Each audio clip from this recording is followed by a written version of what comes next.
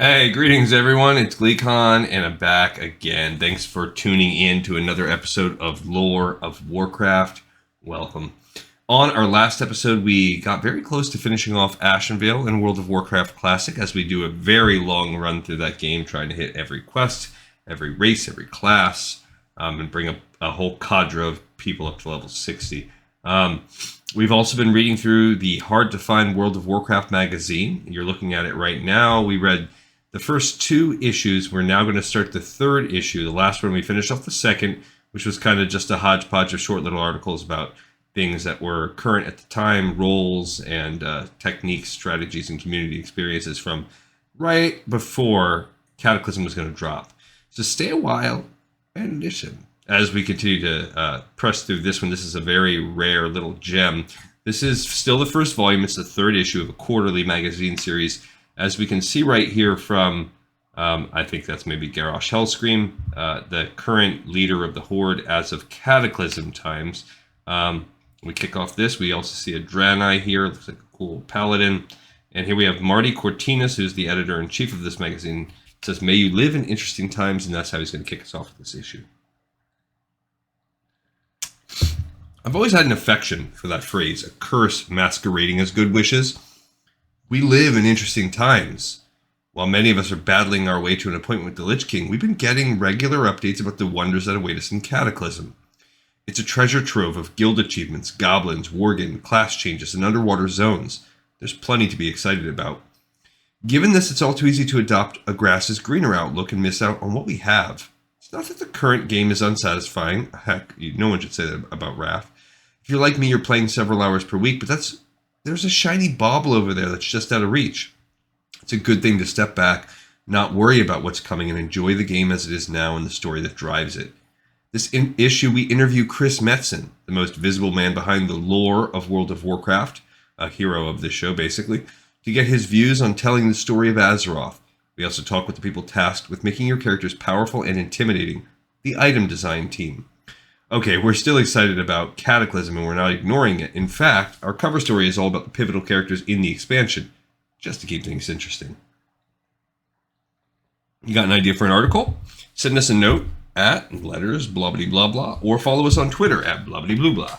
Wow, the magazine. It's probably defunct now, and here's the legalese. Here we have, I wonder if it's Halloween. This is Mulcup Hallows End. They've got a book in there offhand, some kind of sorcerer with a transmog for the offhand, maybe for a wand or something, and they've got that hallowed look about them. Probably fan art. Doomhammer. Learn the lore behind Thrall's legendary weapon and get a behind-the-scenes look at its construction. We're going to get to see that towards the end of this issue. That he's dope. The story so far, of course, we might be hitting that today. The mind of the creative godfather of Blizzard, Chris Metzen. Ride of your life. Chase down players with crowded stables to understand their love of all things rideable and get their tips on how anyone can join in on the fun of mount collecting and how the figures add up. That's cool. That looks like from the game. We get the lowdown on how Blizzard and DC Unlimited team up to create detailed World of Warcraft action figures. Oh man, I'd love to get my hands on some of those. Here we have some more. There's a prelude to Cataclysm because it hasn't quite dropped yet. The threat from Northrend is over, but there's no time for rest in Azeroth. The land is in upheaval, and changes in leadership are inevitable. Doomhammer, the legend behind the Orc symbol, the weapon wielded by Thrall, has a long and storied history. Now this legendary hammer can find its way to your mantelpiece. Shifting gear, the landscape isn't the only thing changing in Cataclysm. Check your gear. Epic looters, a chat with the folks who design the items you can't play without. Fighting for the homelands. The gnomes and trolls have been in exile, but now it's time to fight back and you can help. They still don't really have their own homelands. It's kind of not a tease, not a fake out, but yeah.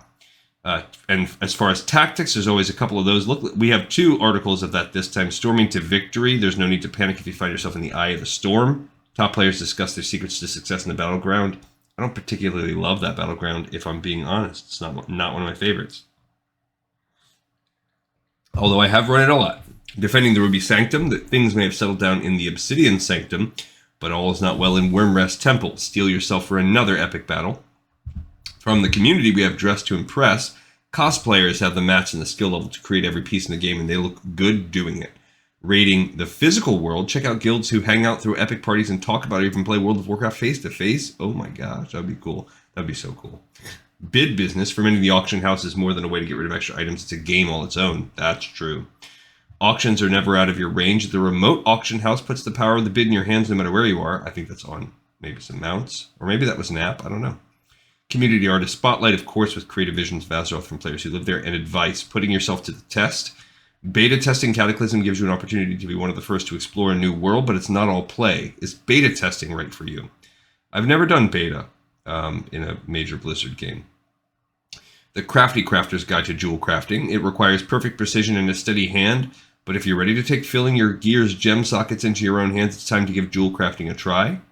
That's probably right up there with Inscription as my least done profession. I have done it, but I have way less experience with that than I do with most other professions.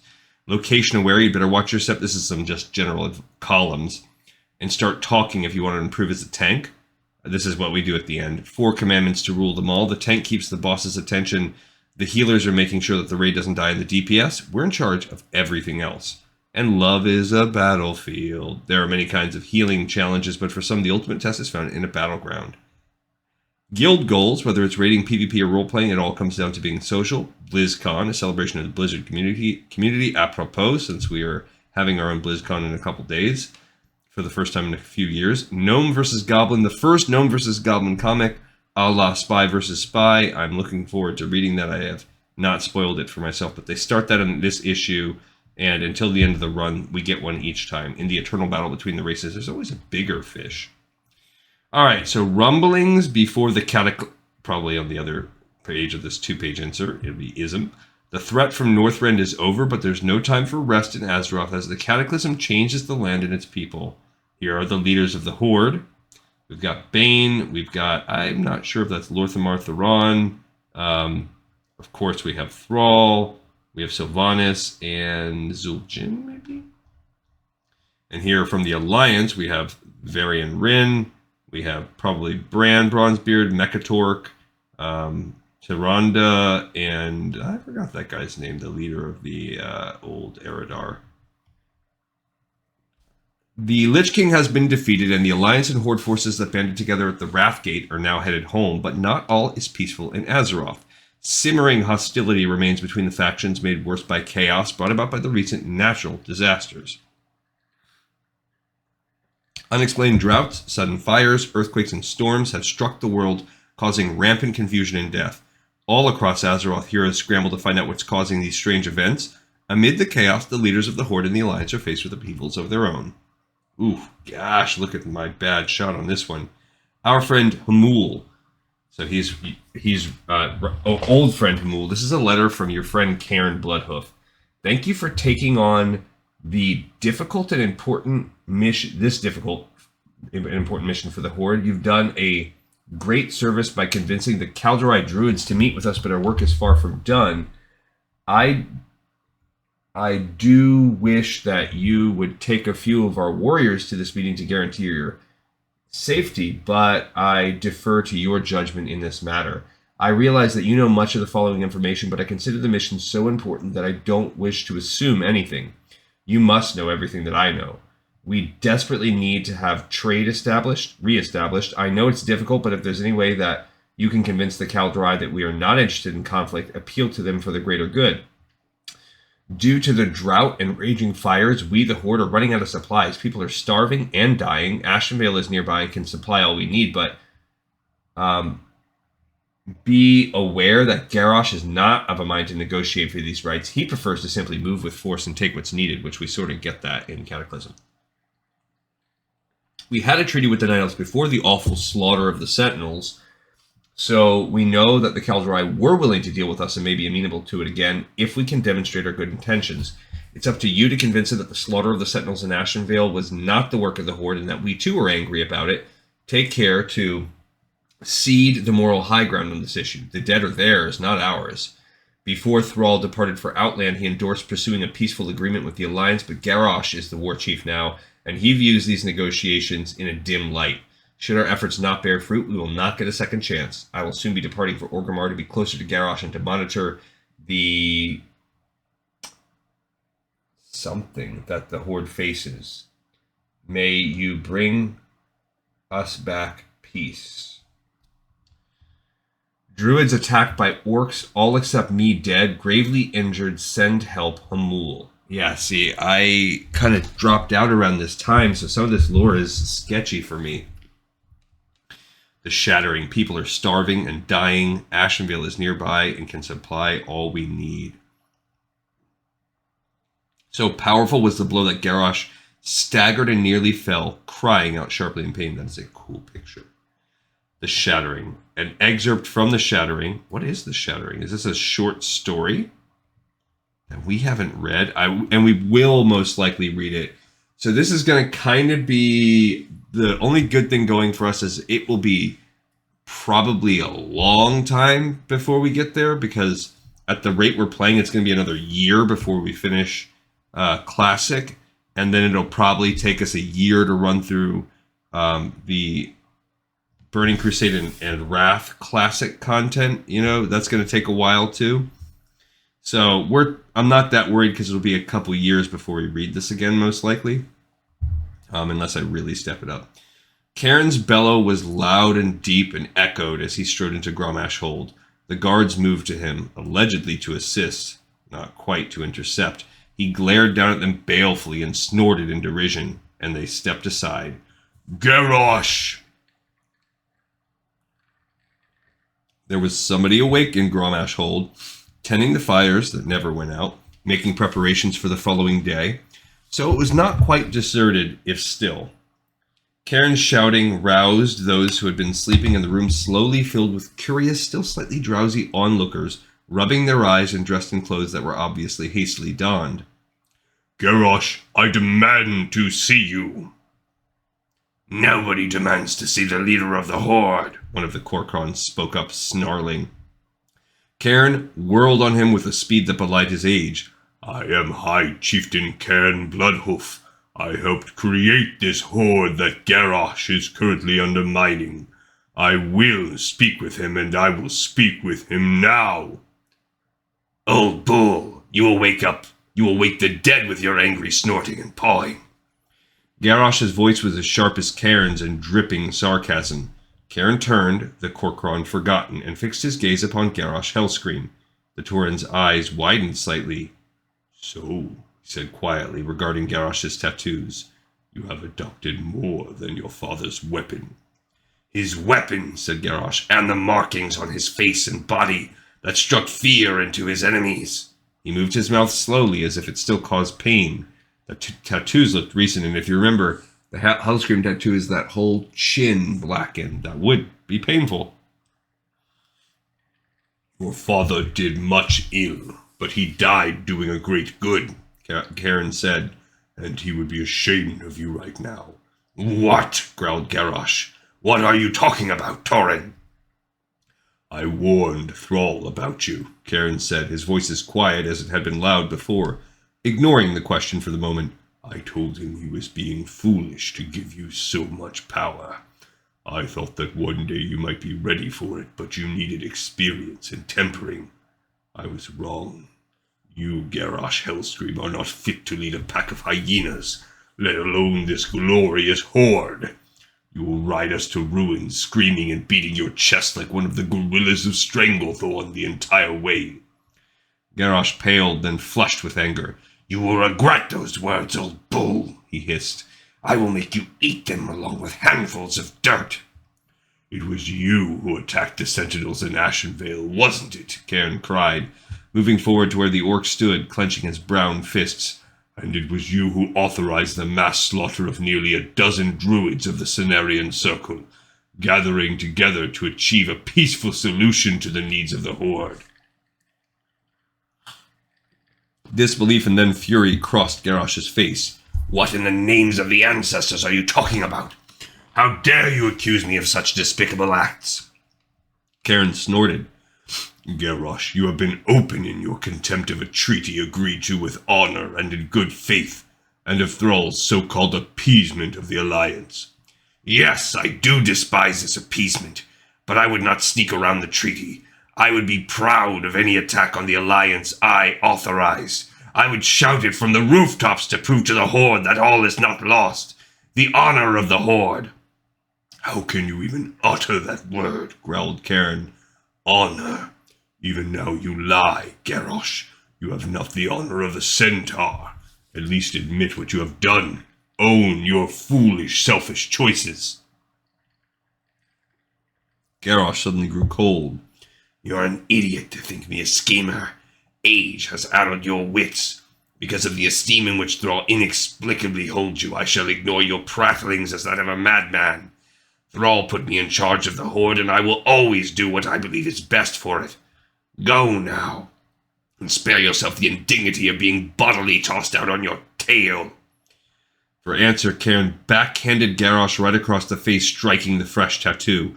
So powerful was the blow that Garrosh staggered and nearly fell, crying out sharply in pain and flailing his arms in an attempt to keep his balance. It is I who shall toss you out on your tail, impudent pup, Cairn said. That blow has been long in coming. Blood was flowing freely down Garrosh's split and swelling lower lip. He reached automatically to touch his cheek, then hissed and pulled his hand away. The orc seemed almost confused for a moment, and then anger descended visibly upon him. You challenge me then, old bull. And that's the excerpt. So I do look forward to reading that story when we get there. And where is Thrall, by the way? In case you weren't sure. Oh man, the in-game avatar of Thrall is much improved now. Though he makes no clear public proclamation of his intent, Thrall has stepped down as war chief of the Horde and appointed a surprising successor, Garrosh Hellscream, as acting war chief. So what exactly is Thrall up to? Witnessing the turmoil that is enveloping the world, Thrall becomes concerned for the very existence of Azeroth. After days of reflection, he comes to the conclusion that the best way for him to help keep the world intact is by understanding the elements better. This requires him to return to Nagrand, where he will commune with the elements of an already shattered world in the hope that they will be able to give insight on what might be causing the distress in Azeroth. Convinced that going to Outland is the correct path, Thrall must decide who will be war chief in his place. The perfect choice would have been Dranosh Sourfang the Younger, but he fell at the Wrathgate. Thrall decides against Cairn Bloodhoof, Varrock Sourfang, and Eitrigg. Varrock is us. That'd be cool if we became the leader. For despite the great respect he has for all three, they are too old for the challenge. This leaves him with one candidate, a well-known candidate beloved by the Orcish people, young, vibrant, a warrior without equal, a candidate who can help keep hope alive for the Orcs of Durotar, Garrosh Hellscream. Although Thrall has his doubts about Garrosh's ability to lead, he feels that he has no other choice and is certain that his advisors such as Cairn, Eitrigg, and Vol'jin, that's who that troll was, can take the edge off of Garrosh's temper. Quietly, Thrall heads for Nagrand to learn from Great Mother Gaia. There he meets and is taught by a powerful female shaman, Agra, who returns with him to Azeroth to aid in his fight to save it.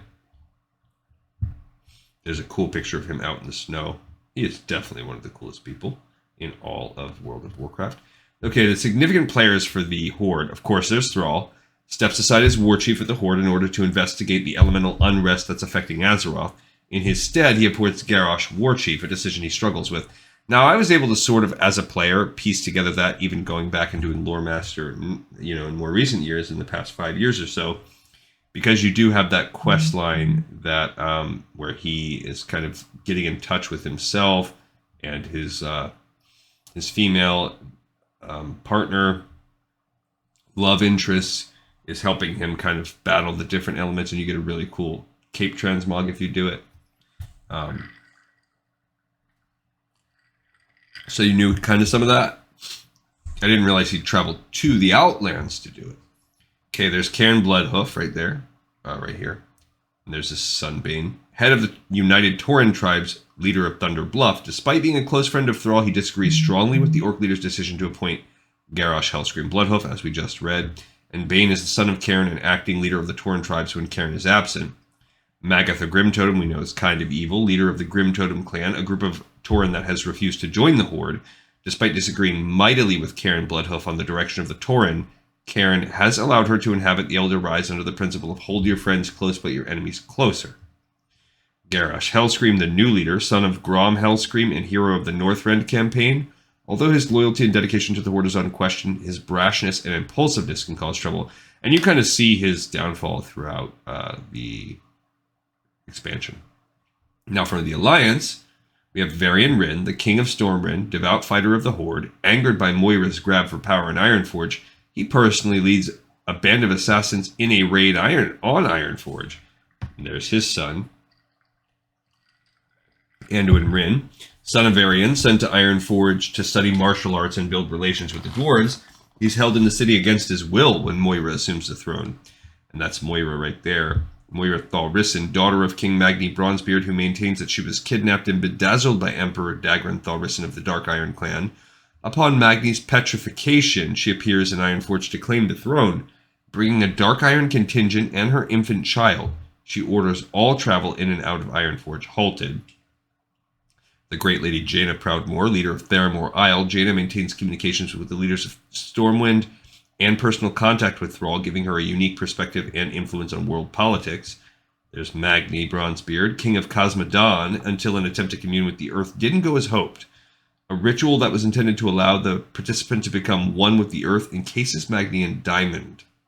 And then Bronn and Muradin Bronzebeard, his brothers of Magni, thus legitimate heirs to the throne, whereabouts currently unknown. I don't know where they are in Cataclysm. We do know they did a lot of stuff in Northrend. They're huge players in that. And here is a letter from Magni Bronzebeard, the king, to King Varian Wrynn. So this is kind of setting up that conflict. I hope this letter finds you and your people in better straits than me and mine. I've not had the time to put my thoughts to paper, as I've scarcely had time to sit down these last few weeks, so my apologies for not updating you on Anduin's progress as I had promised. Anduin's martial training has been halted for the time being, what with the young lad working with the survivors from the recent earthquakes that hit Dun Morag and Loch Modan. He's got too big a heart to spend any time on himself when he sees suffering going on around him, and by all accounts he's saved more than a handful of lives on his own. I can't tell you enough how much of an honor he does to me and my people. Be proud, Varian. You've raised a fine son. All the same, he's not a fighter like you and me. Don't get me wrong, he's got the tenacity of a dwarf, especially when it comes to saving lives, but he's not got the instinct for bloodshed. No, he's got a different sort of instinct, an instinct for kindness, and I think it might be worth trying to develop that instead. I've gone ahead and let High Priest Rohan know that he should try to work in some teaching while Anduin's spending all his time there with the wounded, but that's as far as I'll go without your say-so. He's back to the sword and board once this natural disaster business is settled, and I guess that shows why he's a paladin. When that will be is anyone's guess, and it's a question that's been keeping me awake these last few weeks. Sure, we get our fair amount of shaking now and then, but the incidents are usually years apart. These quakes have been days apart, if not hours, and they only look to be getting stronger with every strike. I've sent out for some insight from the Wildhammers, hoping they would know what's the problem, but if the few Draenei shaman who've passed through here recently are speaking truthfully, then I wager the Wildhammers are as lost as we are. Although you do get to do a lot of quests with them when you do Cataclysm. Which is why I've decided that the ritual, the one I mentioned in my last letter, needs to be performed immediately. By all accounts, it's the best method we have on hand for getting to the bottom of this earthquake problem. I just wish we had more time to prepare. Although I'll be leading this ceremony between you and me, I've never been one to trust these sorts of rituals. Part of me suspects that the only thing I'll hear is my own echo, and I'll just be barking gibberish to an empty cavern with a fistful of dirt in my throat. If the ritual works, expect another letter tomorrow. Otherwise, you'll hear from me in a few weeks' time. Life be with you and yours, Varian Wrynn, and instead he gets encased in diamond. This is the shattering. The Ironforge and the surrounding area have been hit by quakes, and a mysterious tablet may give King Magni Bronzebeard a clue as to why. Some cool members. Cool setup there. All right, now we have another excerpt from the Shattering short story. This is probably from the Alliance side. Magni was purposefully striding up the stairs to a broad platform large enough to accommodate a group several times their size. He turned and nodded expectantly. I think it no accident that right when we needed it, we've uncovered a tablet that contains information that might be of great help, he said, his voice echoing in the cavern. Nearly everyone present here today lost someone here she loved dearly 3 days past. Reports come from all over Azeroth that something is mightily wrong. The earth is wounded and shaken, crying out for aid. We're dwarves. We're of the earth. We have faith in the word of the earth, and I believe that what I do here is right that is unspeakably old. Let me heal this poor hurting world. By my blood and bone, by the earth and stone, let this be done. The hair on the back of Anduin's neck prickled. Even though Magni's speech had been spontaneous, there was something about it that made his breath catch. He felt that just as he had descended into the heart of the earth, so he was about to descend into a ritual that was deep and unfathomable. Belgrim stepped forward, a scroll in his hand. Magellas stood beside him, his hands clasped behind his back. Beside these two stood Raina Stonebranch, a dwarf herbalist, holding a crystal vial full of a murky-looking liquid. Belgrim cleared his throat and began to speak a strange language that sounded hard and blunt and made Anduin shiver. It seemed colder here now, somehow. After each phrase, Magellas translated for Anduin's benefit. The young prince remembered Magni reading the same phrases to him just yesterday. "And here are the why and the how, to again become one with the mountain," intoned Belgrim. "For behold, we are the earth and the land, and its soul is ours, its pain is ours, its heartbeat is ours. We sing its song and wait for its beauty. But who wouldn't wish to return home? That's the way, children of the earth." Home. Azeroth was truly home to all of them. Anduin thought as Belgrim continued with the specific directions on how to prepare the draft. Home wasn't Stormwind or even with his father or Aunt Jaina. Home was this land, this world. Here they now stood in the heart of the earth, embraced by diamonds and stone that felt sheltering rather than oppressive. Magni was about to speak to the wounded Azeroth and find out best how to heal it. It was truly a noble goal. "Where fingers pinch the soil that nourish them, consume the draught. Speak these words with true intent, and the mountain shall reply. And so it shall be, that ye shall become as ye once were. Ye shall return home, and ye shall become one with the mountain." Raina now stepped forward, handing the muddy-looking elixir to Magni. Unhesitatingly, the Dwarven King took the transparent, slender vial, brought it to his lips, and drank it down. He wiped his lips and handed it back to Raina. Magellas now handed him a scroll. With a bit more hesitation than Belgrim had displayed, Magni read aloud in the ancient language while Magellas translated. "Within me is the earth itself. We are one. I am I, and it of me. We listen for mountains' reply." Magni handed back the scroll, then spread his hands imploringly. He closed his eyes and furrowed his brow in concentration. No one knew what to expect. Would the mountain suddenly begin to talk? If so, what would its voice be like? Would it speak only to Magni? And would he hear? Could he speak to it? Magni's eyes flew open. They were wide with wonder, and his mouth curved in a soft smile. I can hear." He lifted his hands to his temples. "The voices are in me head. Lotsome." He chuckled softly, his expression one of stunned joy and triumph. "It's not just one voice, it's dozens, maybe hundreds. All the voices of the earth."